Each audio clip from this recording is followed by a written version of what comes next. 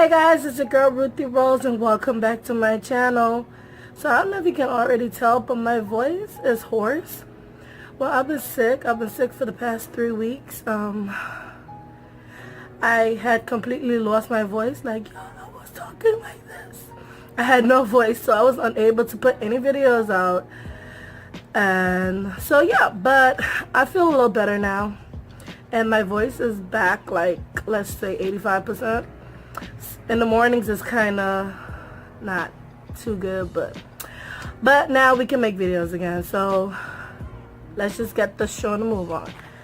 Y'all, I was unable to do episode 13, but I got my voice back right on time because that finale, woo, I'm telling you. And as always, I have my notes, like pages and pages of notes that I took, because y'all, I like to come with receipts. I like to make sure that, you know, I have quotes, what he and she said exactly. I like to make sure that I give the tea the right way. You feel me? So let's start off with my first couple. Our first couple, Clint and Tracy. From the get-go, Clint and Tracy's relationship has been a mess. It's always been messy. Tracy, we found out Tracy's a crackhead and Clint is crazy. Okay, all jokes aside, yeah, because of Tracy's drug addiction, she was unable to, let's not say unable, she left Clint. So she left Clint, but Clint never gave up on Tracy. And in a odd sort of crazy way, it's kind of sweet. It's very sweet, because men like that are very hard to find nowadays. And now we know why, because they're like crazy women. They're like good men are always stuck with women who don't appreciate them. I don't understand, because I don't be seeing much of them nowadays. And Clint, I can honestly say Clint loves Tracy wholeheartedly. He loves her goods, he loves her bads, he loves her for who she is, and that you can like, I give him props for that.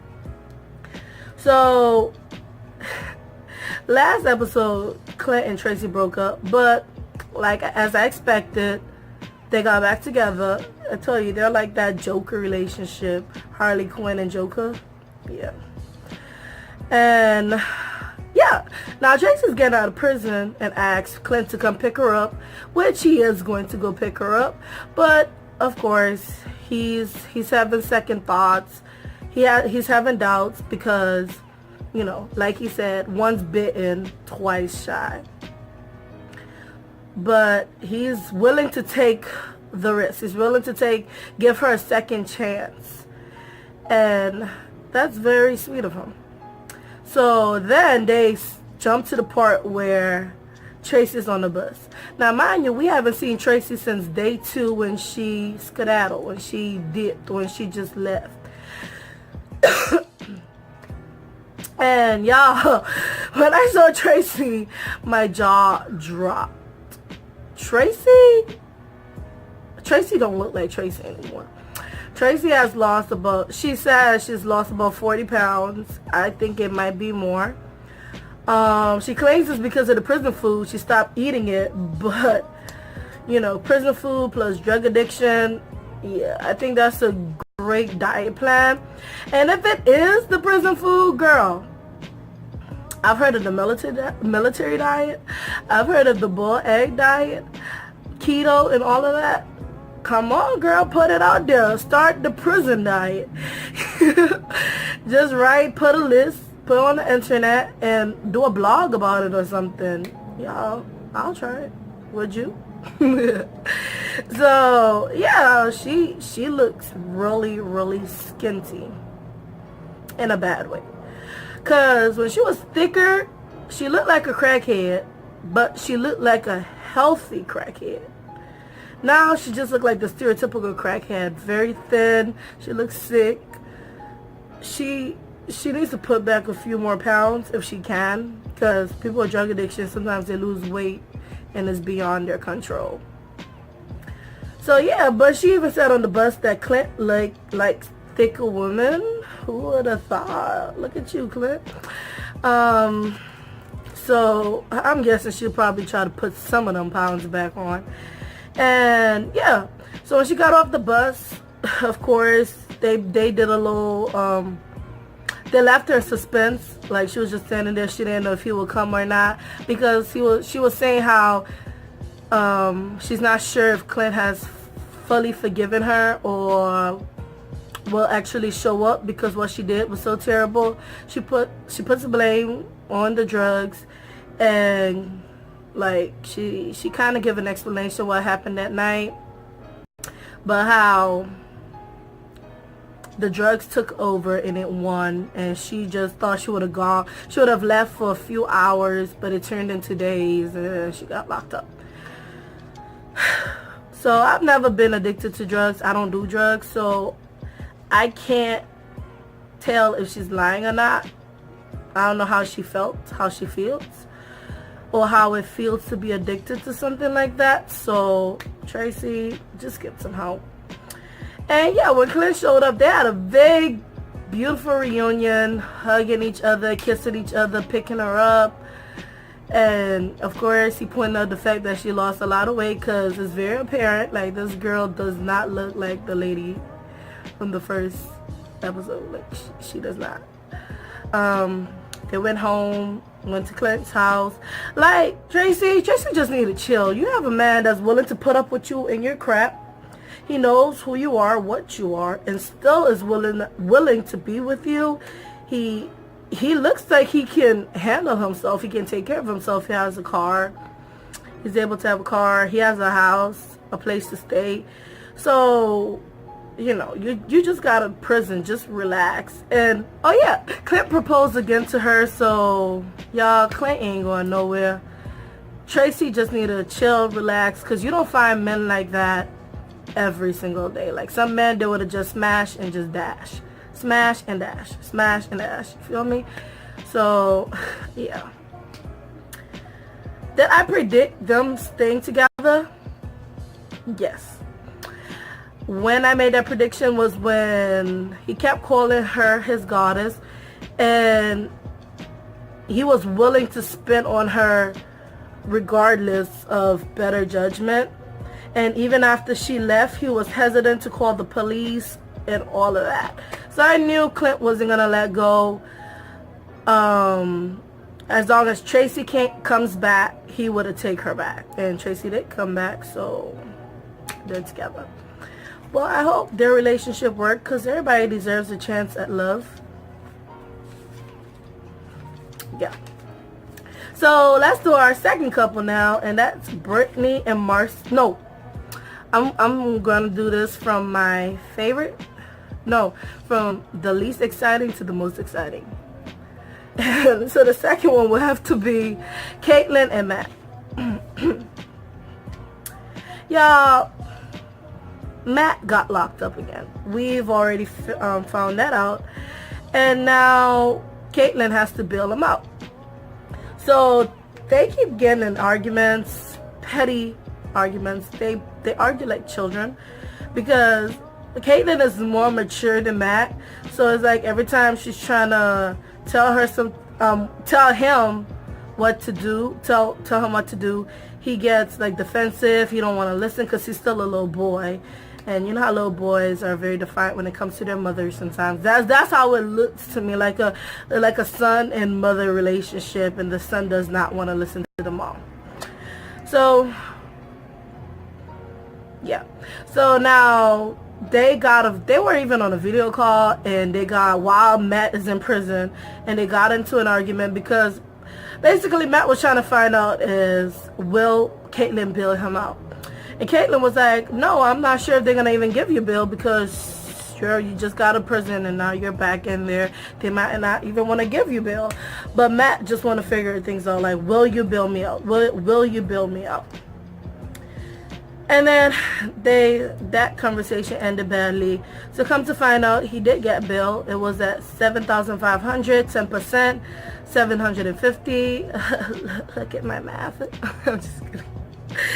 So yeah, and Caitlyn was like, oh, maybe she's not gonna pay for it, she may not be able to afford it, blah blah blah. But we all knew Caitlyn was gonna pay for that, and yes, she did. She bailed him out.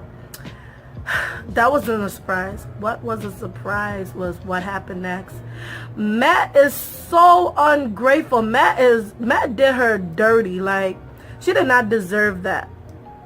So when Matt got out, instead of going home, trying to reconcile with his future wife, trying to figure things out, Matt went straight to his best friend's house and stayed there for a week and never called Caitlyn.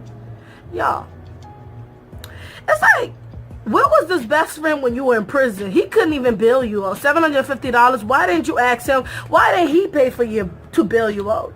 No, Caitlyn paid for it. She loves you. She loves you, and you do her that dirty? Like, no. That's messed up. And then he's on his way home talking about, oh, I'm not going to stay. I'm just going to grab a few stuff. And then I'm going to be back out. Came inside the house. Caitlyn, I guess she was fixing clothes. Y'all, Caitlyn was so calm. I could not be her. Like, she was so calm. She was like, oh,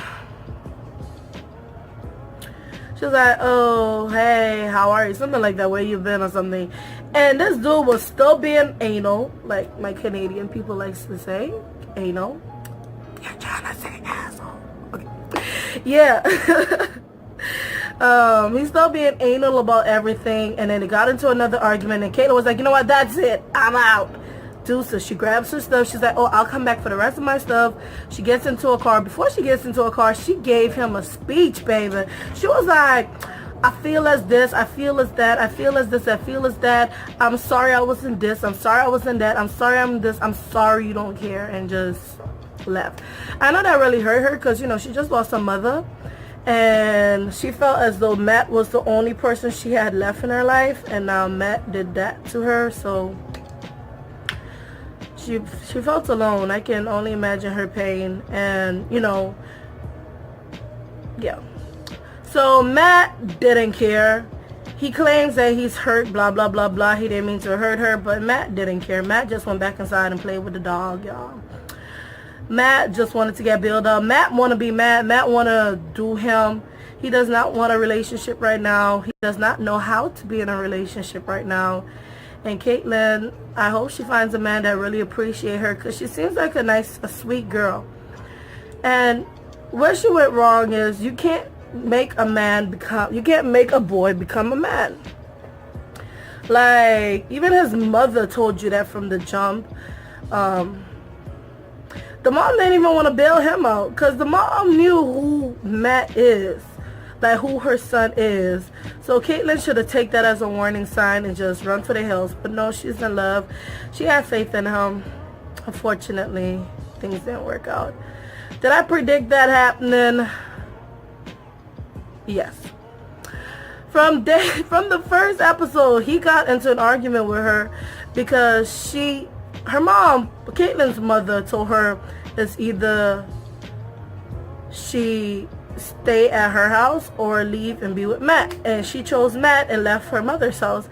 Which I understand why the mother said that, because the mother is battling drugs, a drug addiction herself, and bringing a convict that has a drug addiction as well, it wouldn't be a happy household. So Caitlyn went to Matt's mother, and Matt's mother opened the doors for her and Matt to stay at her house until they can get on their feet.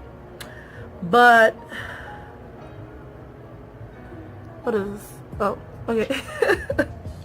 Yeah, something popped up. Okay. Yeah.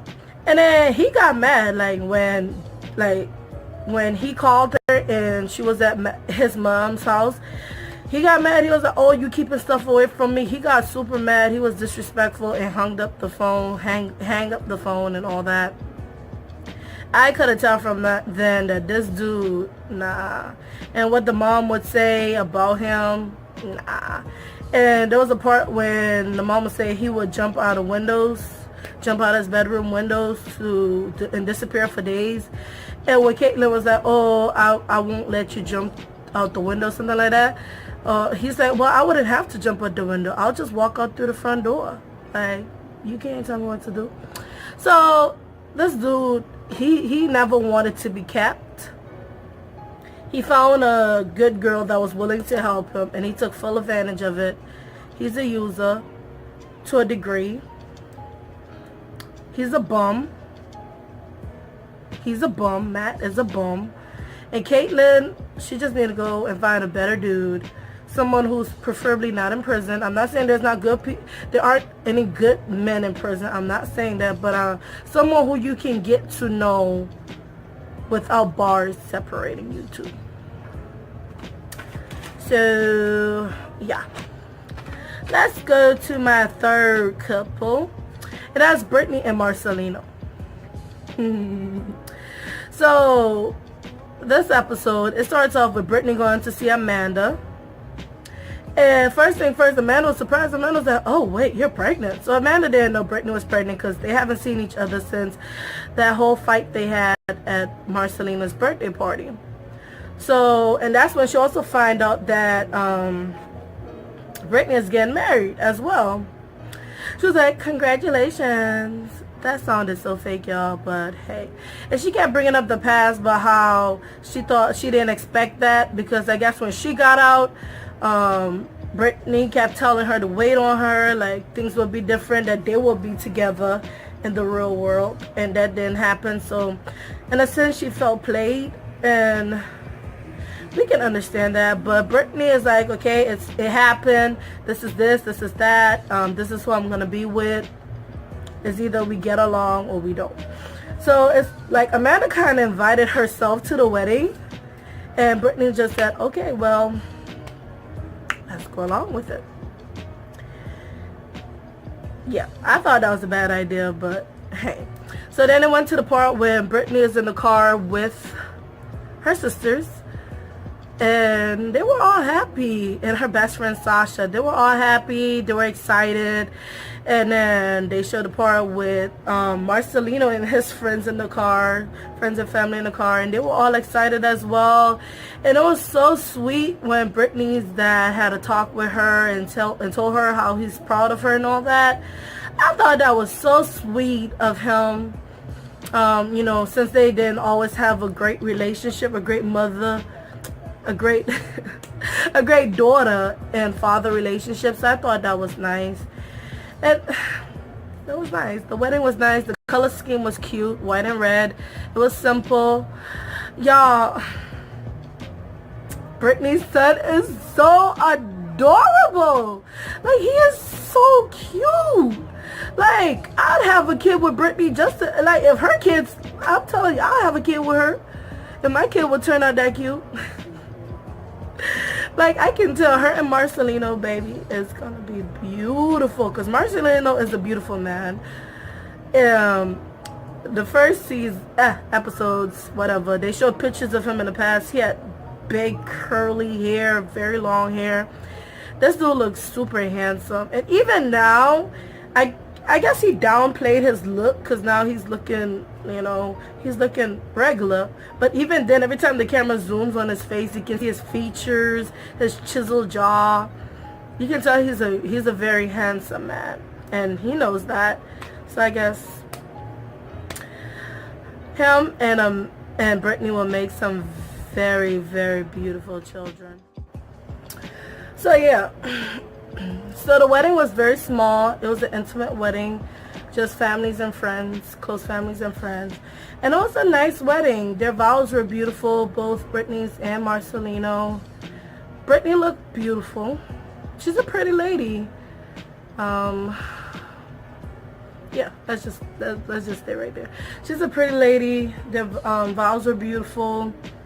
Of course, it did the whole suspense thing when they said, would anyone object them being married? And everybody probably expected the ex to stand up, but she didn't stand up. She actually brought a date with her. She's dating a new guy now. They've been dating for 2 months. So I guess for now, everybody's happy. Let's just leave it as that. So the wedding was nice. Everything was cute. And yeah, that's it with Brittany. Yeah, that was it with Brittany. So I'm trying to keep this as short and simple, straight to the point, because I don't want this to be long at all. So let's go to, so for my two most epic relationships, I would say, would be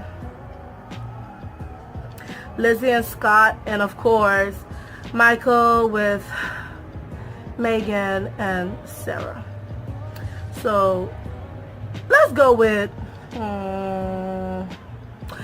Michael, Megan, and Sarah. Oh yeah, back to what I was saying when I said I made predictions. That Marcelino and Brittany's relationship, I did not expect it to work. So that was the relationship I was wrong on. I didn't expect them to get married. I didn't expect them to last. I thought Brittany was gay and that she was just looking for a handout because she's just out of prison. So she was just using Marcelino for the time being, and then she would have probably get back with her ex or with some other female. That was my prediction, but no. I guess she's bisexual and she's happy with the man she's with. I was wrong. So, okay, back to what I was saying. Michael, Megan, and Sarah. Or should I do Lizzie and Scott? Whew.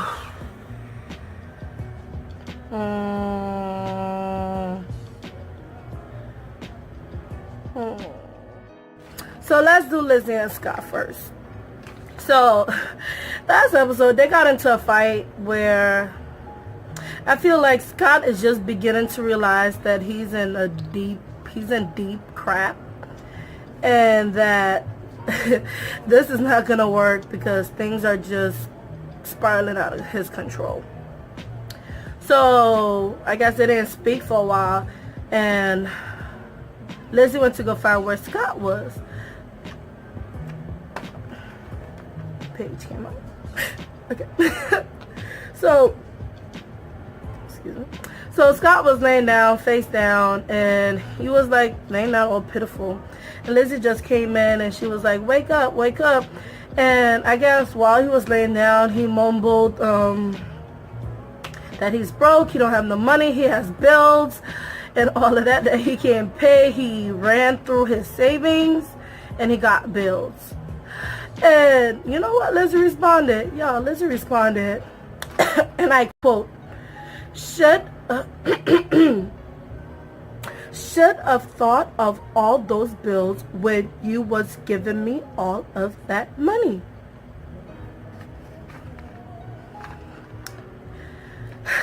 Okay, Lizzie. Okay.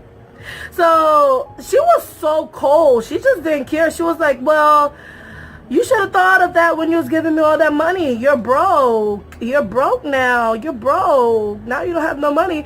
And then Scott was like, well, yeah, I thought this could have worked, but you're very irresponsible with money. The other day I gave you my card, and you went and blew $2,000 on some clothes. Let's pause, y'all. Let's pause. Lizzie went and spent $2,000 on some clothes, and the clothes don't look like they were worth $200, mind you, $2,000. Like, if I'm about to use some dude's card to buy clothes, I'm gonna make sure that everywhere I go, people know that it's expensive. Like, I'm not brand wash. Get it? Brainwash, brand wash. Like, it doesn't always have to be Gucci, Prada, but if I'm about to spend $2,000, believe me, whenever I wear that shirt, you will know that shirt costs a few $100s. Wherever I wear my dress, you will know that dress costs money. But the clothes she bought were like regular. They look regular. They were at some boutique.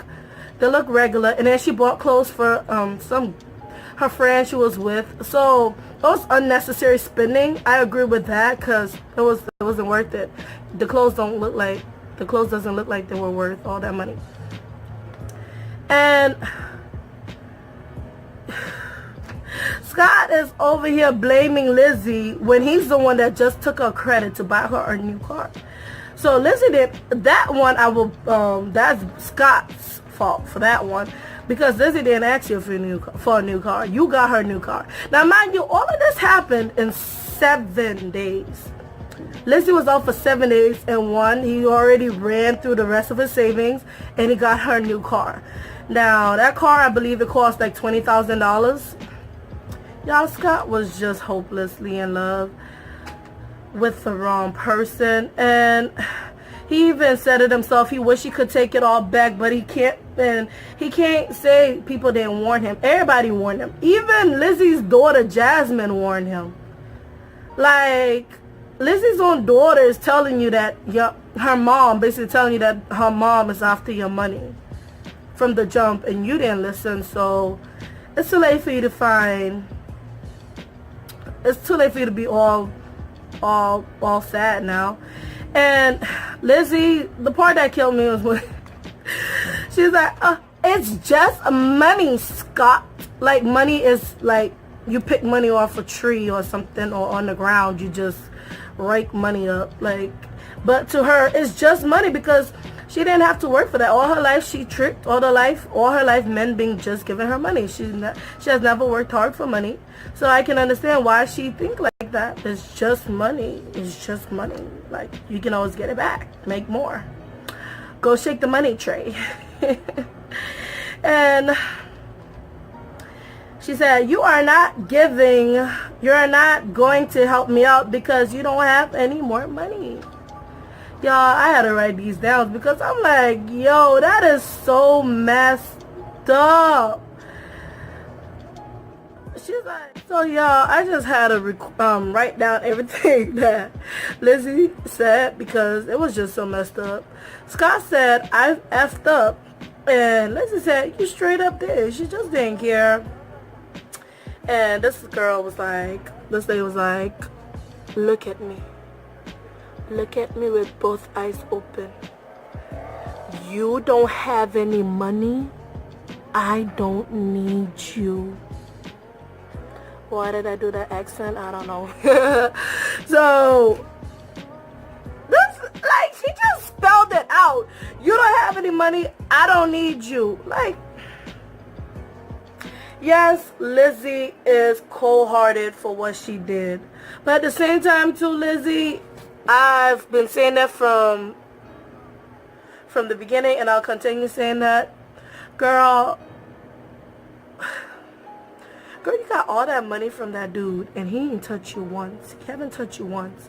Like, Scott has spent over $100,000 on this woman, because when she was in prison, he spent $90,000, and when she got out, he got her a $20,000 car, like, boosh, way over. Spent $2,000 on her on clothes. Probably, I think he spent like $300 or $100 or something at the gas station in the first hour she was out. Like, she was just mindlessly spending, and you didn't have the money. You should have stopped when you had the chance to, but you didn't.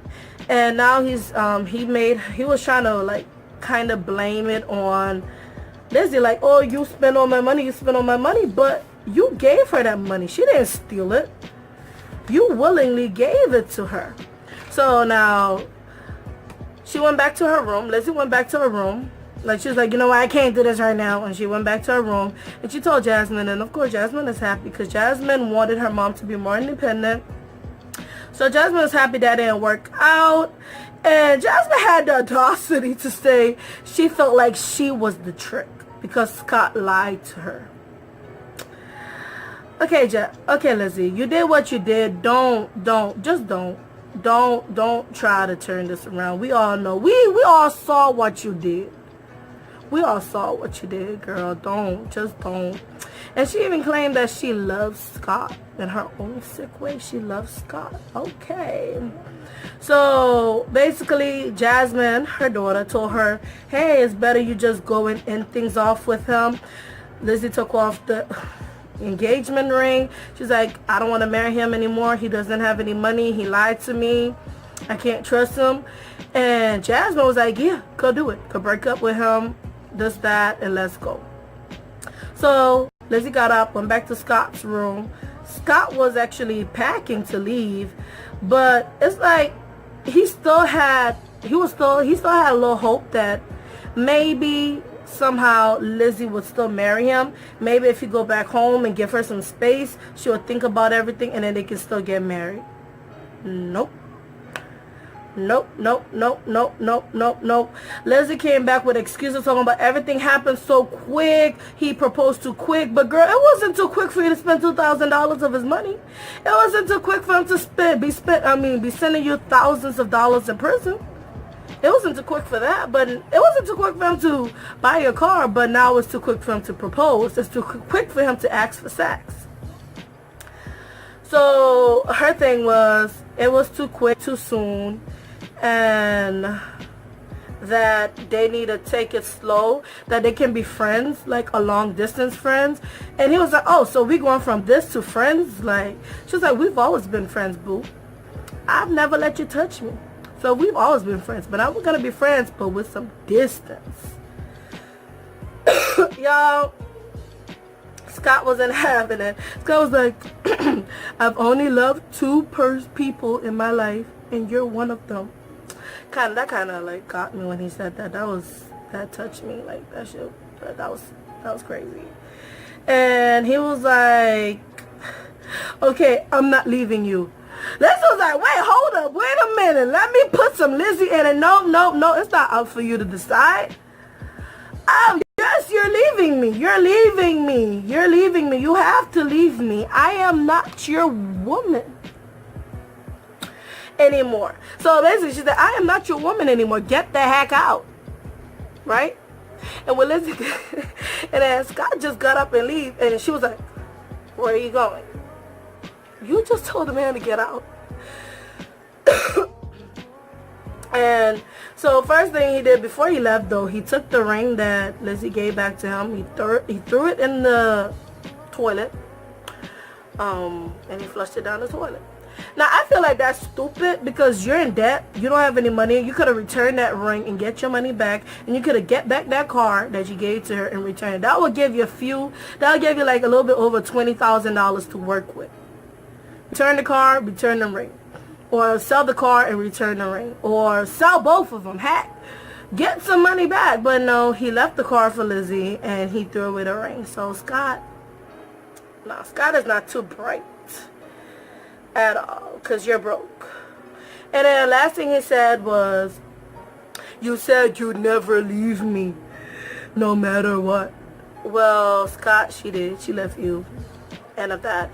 So next scene was where it shows Lizzie's actually working now. She works at a plastic factory, and apparently she's good at her job. She already got a raise.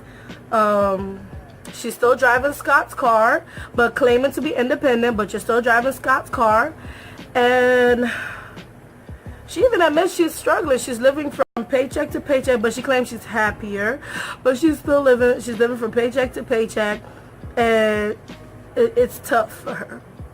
But she claims she's happier now. She feels more independent, blah, blah. Yeah. And now Scott has a new girlfriend. She seems nice enough. Ironically, her name is Jasmine.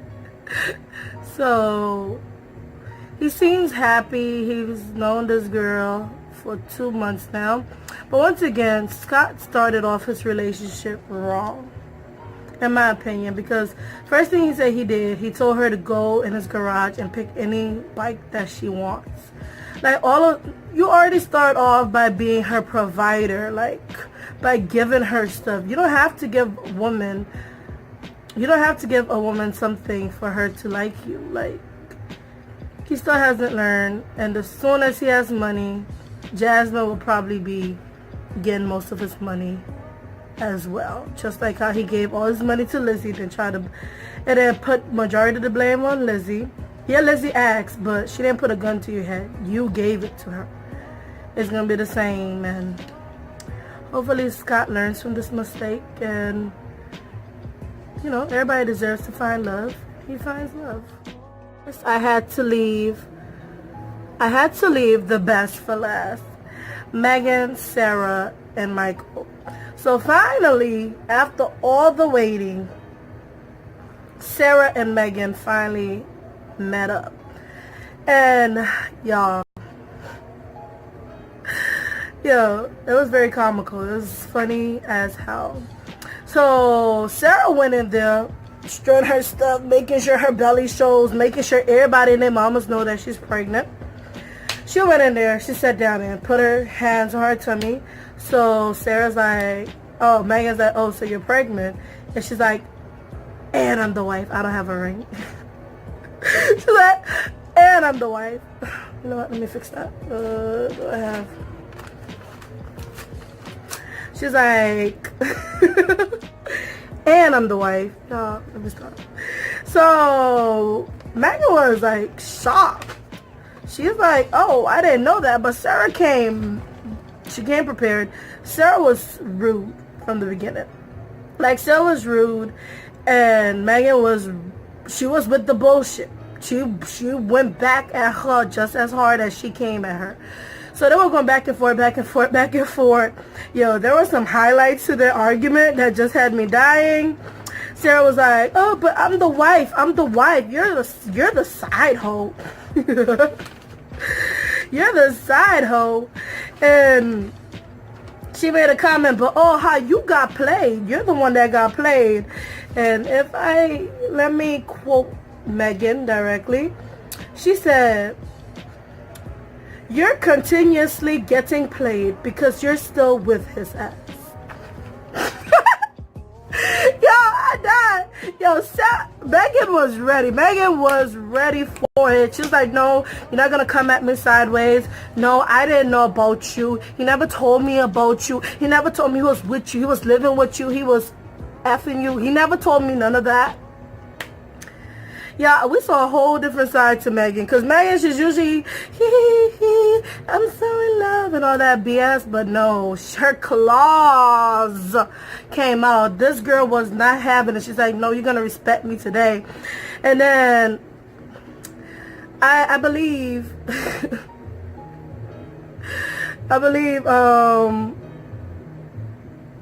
yeah, Megan didn't know nothing about Sarah. I believe Megan when she said she didn't know about Sarah.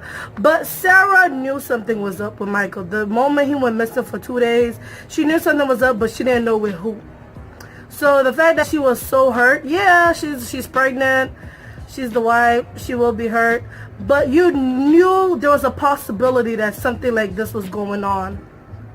And you came for answers. If you want answers, you talk to someone in a manner that they will gladly answer you. Not gladly, but they will want to answer you. But if you coming at her all disrespectful, no. Megan wasn't having it. They were going at each other's throat. And I guess she said something about he has different tastes in women. Something like that. Sarah said something like that. And Megan said, clearly. And she looked at Sarah.